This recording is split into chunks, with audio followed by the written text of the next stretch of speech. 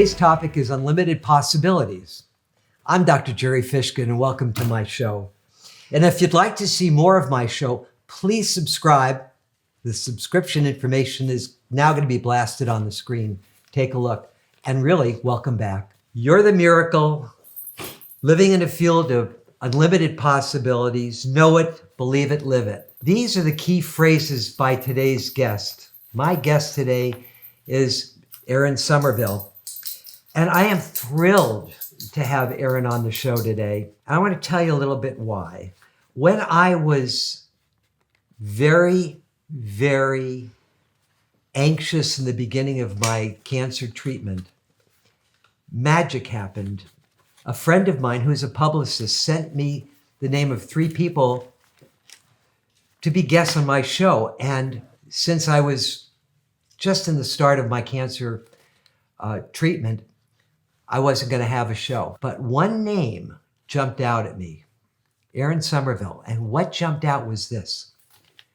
Erin is a cancer specialist. And she's been an international teacher, lecturer, consultant, coach on mind, body, spirit for more than 30 years. For 15 years, she was the senior international trainer and therapist for the Simonton Cancer Center, founded by Carl Simonton, MD, who is an oncologist and pioneer in utilizing the mind and emotions to support the treatment of cancer. She co-created with Dr. Simonton a professional training program for cancer counseling in the United States, Germany, Switzerland, the Netherlands, and Japan. Erin was chosen as a visionary by the Long Beach, California Business Journal in July of 2018 as a woman with original ideas about what the future will or could be like and the impact of those ideas in the community. Erin was honored as a star by the American Cancer Society at their 43rd annual gala in Long Beach, California in June of 2018 for her courage, compassion, and leadership in the fight to eliminate cancer. She was my left and right hand in support of my treatment when I was going through it. And I can only say without her help, support, love, and kindness, I probably wouldn't be here today. So without further ado, it's my deepest pleasure to have you on my show today, Erin. Oh, and I'm so happy to be here. Very honored to be here on your show, Gerry. Oh, you're very welcome. So before we get into everything that you and I are going to talk about, a couple of things to say to the audience. Anything that we want to, as a warm-up or as a teaser? Well, I think that for those of you that are tuning in today, some of you may have a diagnosis, just be diagnosed, or someone close to you. And I think it really is both of our desire that in this segment, that you'll receive some hope, some inspiration, some creativity, some empowerment that's going to help you face this challenge. That's what I do every day when I work with patients. Fabulous. That's exactly where we want to begin. Erin, thank you. So you and I have talked about your program, and I wanted to be able to focus specifically on some key points to help our audience understand cancer and your unique approach to its treatment. So why don't we start out with what makes your coaching so unique? Well, one of the most central and unique pieces is that I don't focus on what is wrong.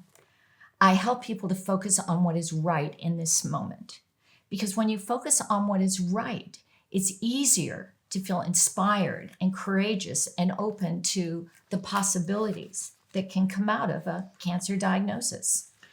Oh, I'm sorry. Go ahead. No, but to help, what can be the benefits? How can my life be better, healthier, to imagine that? We do talk about the illness, but that's not, you do that with your oncologist a lot. So when they come and see me, what do you love? What brings you joy?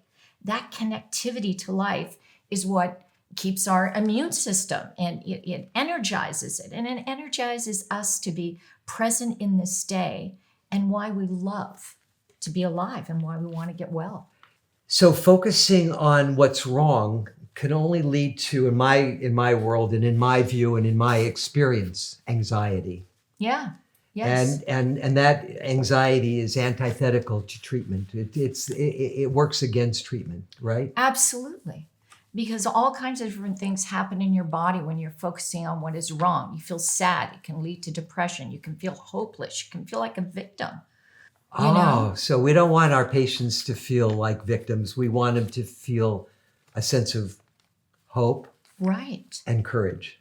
And to seek the meaning in the journey that I heard you once say on a previous show. Right. Look for the purpose, look for the meaning in what's happening. In the now. Yes, and that's empowering, and it changes everything.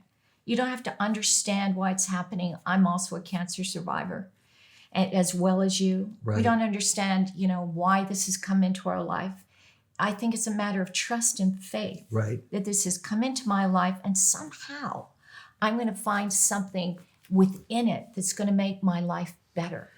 Absolutely. And you and I have talked about this, but for our audience, I want them to know that when I was going through this, and you and I kind of have a little difference in agreement, that I said, to me, I didn't invite the cancer cells into my body. They were like, they jumped in there and they violated me. And I said, this is a war and I'm going to win this battle. I consider it an imbalance in my body. Okay. An imbalance that I wanted to understand. I wanted to bring more. How could I bring more love and more joy? I wanted to understand and move forward with this in a way that would help resolve it.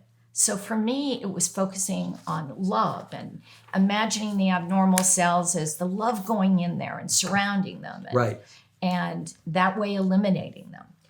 And my visualization was really interesting because I just saw myself blowing them up, you know, like a little video game. Absolutely. And that's, a lot of people throughout my use that. chemo, and throughout my chemo, I just saw these cancer cells exploding. Yep. That was my visualization. Yeah. I didn't ask for you to come into my body. You were a violator. You violated my time, my space, and my body, and now I want you out. Right. And that was my ongoing visualization, fantasy, and belief. Yeah. And I think that everyone needs to find the imagery that works the best for them. And that's what's exciting when I meet someone. How do you visualize this happening? What's empowering for you? And there are lots of different ways to go about it. That's right. And it's unique for everybody. Yes, correct? Exactly. Wonderful. How do the emotions of love, joy, and wonder help us to heal and to thrive in the face of cancer? Because that's, as I mentioned before, by focusing on those things that connect you to life, that bring you joy. People get well because they have reasons to get well. What do you love about life? What is compelling reasons as to why you want to be here? And it's a way of just stepping back and looking at your life and saying, what do I believe in the most? How do I connect to my life that gives me a sense of confidence and integrity? So people get well because they have compelling reasons to get well, Gerry. What connects you to life? What do you enjoy? Look at the camera. And Talk to the interesting thing about this is that your body's immune system is wired for love and joy. We know that when you're focusing on what is wrong, your cortisol levels go up, your adrenaline goes crazy. I mean, all of these things can interfere with your body's recovery. We also know that when you focus on what you love and what brings you joy, what excites you, what you're passionate about, instantly, things begin to change. Chemicals in your brain, endorphins, dopamine, your serotonin goes up. Your body loves all of this. It's like candy for your immune system. And of course, things just go better when you're feeling that way. So if I were to frame this in another context, if you have hope and joy, love, and wonder, we're not dealing with the fight, flight, freeze, or fold, the amygdala being hijacked from fear. In other words, we're in a more positive vein. We have the dopamine, we have the serotonin, we have hope and joy, but we're also chemically being reinforced. Absolutely. Right on. Exactly. And there are studies that show that mindset can increase outcomes. It can reduce side effects. Your body's whole system is going to work more efficiently because of that. And then you can imagine that most desirable outcome, seeing yourself back healthier. And I believe you can be healthier than you were before.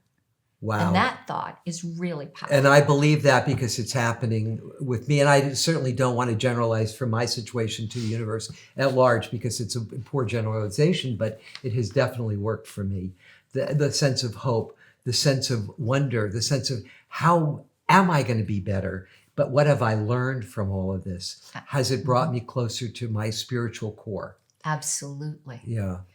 And I think when you have sacred beliefs, divine beliefs, spiritual beliefs, whatever they might be, they're like gold in this instant, because then you know that you have like this divine tribe that's showing up for you, that's helping you, that sense of support 24/7. Right. And I can feel it as you're talking. So really the key here is pay attention to the things that connect you to life. Absolutely. Wow.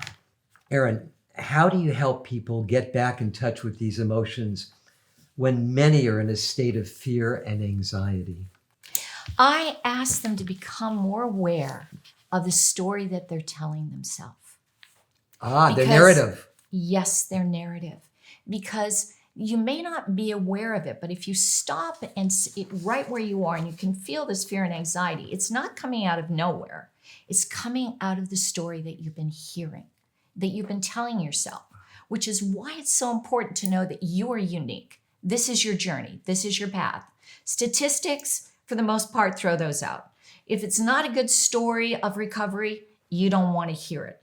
You take domain over yourself, your mind, and your heart, and you are imagining, you don't know how it's going to happen, but you are imagining a desirable outcome, a great outcome. And by doing that, you start to tell yourself a story that is passionate and hopeful. And that's what I help people to create.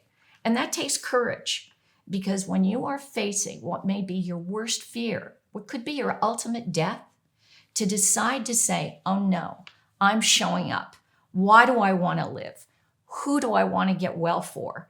What are the things that I still want to do in life? And I'm going to start doing that today. And that attitude takes you to the next minute, the next hour, and the next day. And that changes everything.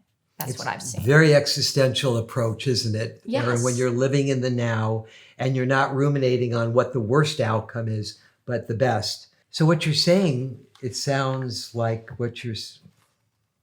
Erin, if I were to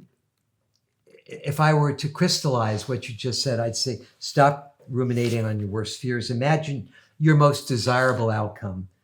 And how we frame a life's challenge is directly related to how we respond to it.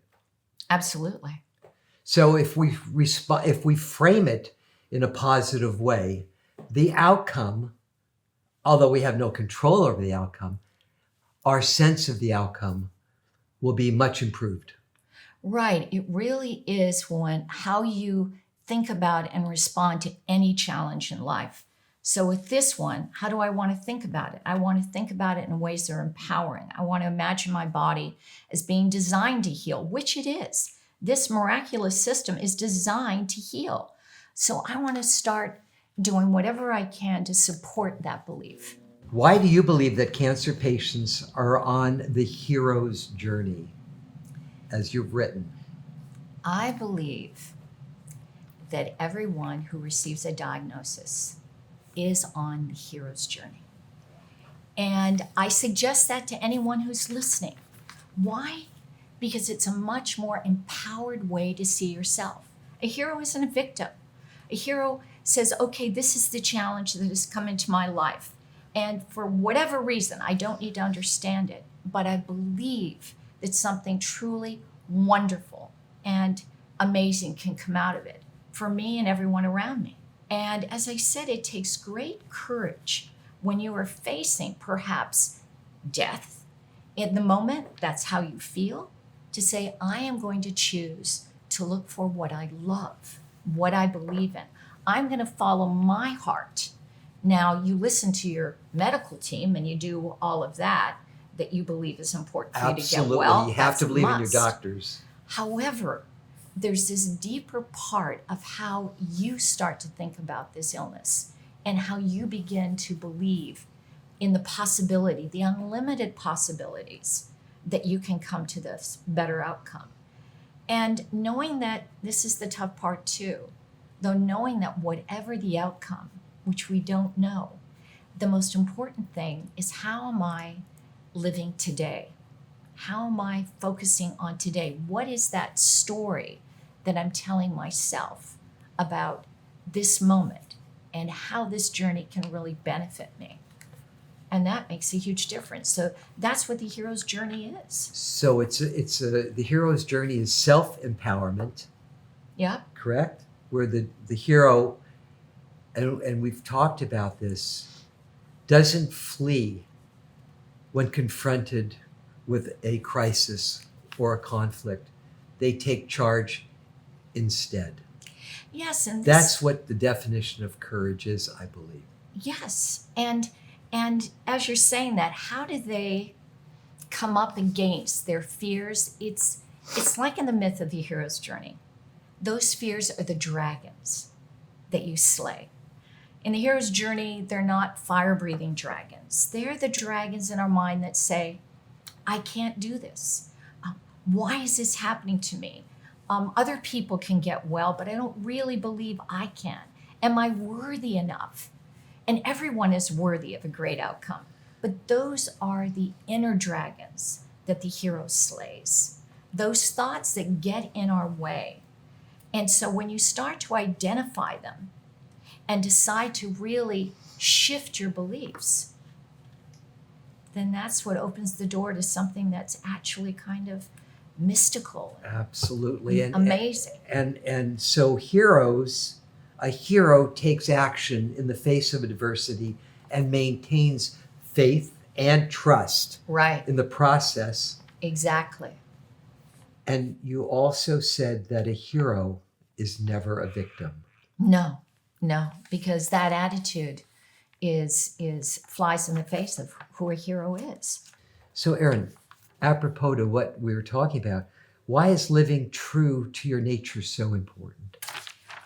I think that that's one of the core benefits when you think about going through a journey like this. Because there's a very old Vedic saying that says, illness is a blessing. That's a rough one. It's a lot. Because it will move you in the direction of your true nature. Because when you're ill, you step back. Sometimes you get this wider view. How am I living my life? Is it true to my beliefs? Is it true to my nature? Like anything else in nature, it's so important to embrace who you are. So who am I? And I believe in essence, we are kind, compassionate, loving beings. That love is really our purpose here. It's the only thing that's really important. And you discover that when you have a vulnerable challenge Right. like you and I have gone through. Right. What is important to me? Well, it seems very simple, but it's big. It's all about love. How am I loving myself, those around me? How do I show up and share this love? Because in the end, that's really all that matters. I think there's another part of this. I just got triggered. And it's love is also compassion, self-compassion. Absolutely. And as I've written in my book, The Science of Shame and Its Treatment, compassion is attunement and empathy. And how many of us are not in attunement and empathic with ourselves?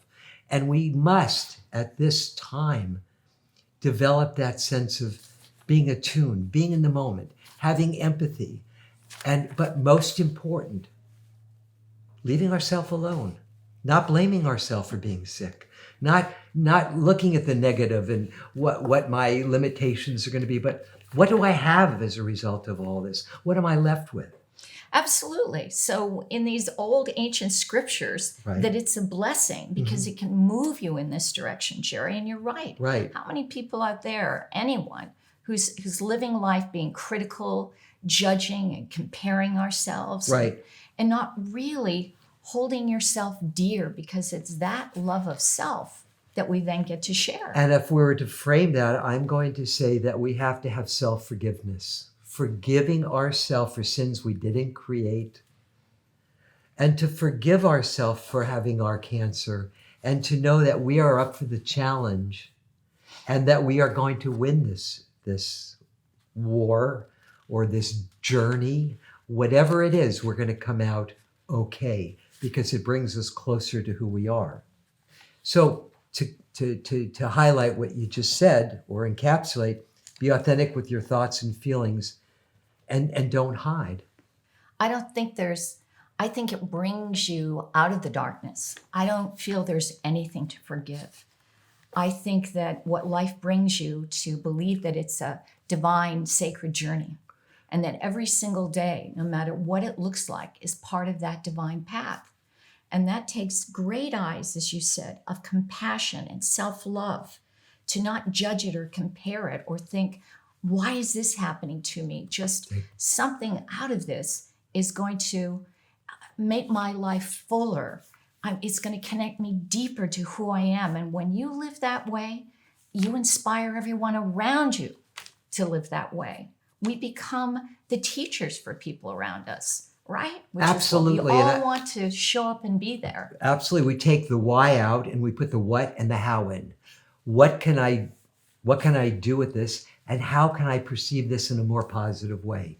So we take the why out. Why is this happening to me? It is. That's the ism. Yes. It is. And I can change this. What do I need to be better for me? And how can I look at this in a more positive way? Mm-hmm. And I think what you're saying is live in the now. Tomorrow is only an illusion. All we have is now.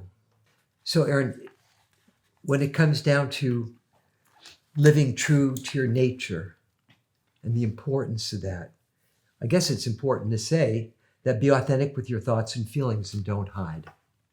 Yes, and it's that opportunity too, Gerry, that a lot of us don't get because we're so busy with life, Right. So busy getting all of these things done. And so this opportunity to stop and question again, how am I living my life? Am I connected into what I truly believe? And how do I want, what is the story of my life? You know, that idea that we are in a way every day writing this script and showing up. You know that. We've talked about that. We're doing it right now. Exactly. And so you get to sit back and really start to listen, as you mentioned before, this inner sense of not looking out there, but looking inside here. And it's a great gift when you start to learn to do that. And then as you get well, as you and I have, Right. to continue that practice of living that way, a life that's being really discovered and valued, and taking the time to give it that reflection that can make it that much more amazing. I know. truly. And after my surgery and all of that, when the doctor said to me, Gerry, you've got 20 more years to live, and I'm going to be 150 by the time this is all done. But Yeah. Thank you, doctor, for giving me that hope. I appreciate it. Yeah. That's a wonderful thing. And finally, Erin, how has the experience of going through cancer changed you? Well, wow. I do believe, and I believed this for a long time for me, is that life really is this sacred divine journey. And even, I don't think you have to have a cancer diagnosis to want to show up and live this great life, be more brave, be more insightful. I think it's what we all want. Be more present. Be more present to life. Cancer can be this doorway, this gateway to that.